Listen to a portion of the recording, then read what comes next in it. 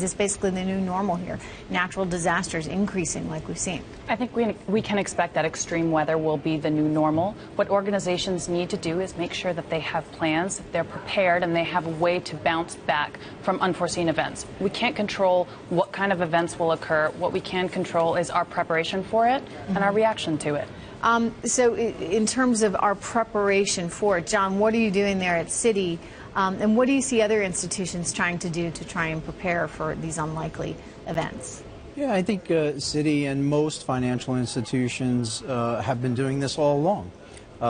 It's not something that's new to financial institutions. Disaster recovery planning, continuity of business plans really involve a whole set of complex technology issues.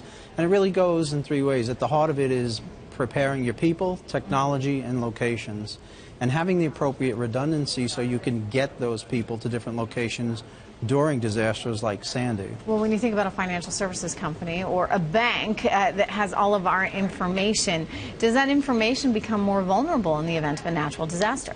Yeah, I don't think the information becomes vulnerable because you have a diverse set of technologies where you can switch your technologies to other locations.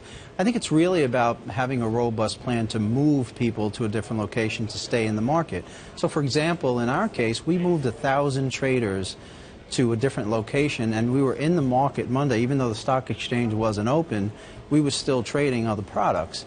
And the fact is that all comes from years of planning and absolute dedication from the CEO, the Chief Operations Officer, all the way down through the organization. Chloe, as we see an increase in these kinds of events, overall, are we seeing communities, I mean, not just businesses and institutions like Citi, for example, as John was discussing, but communities really rallying and trying to get ahead of these problems?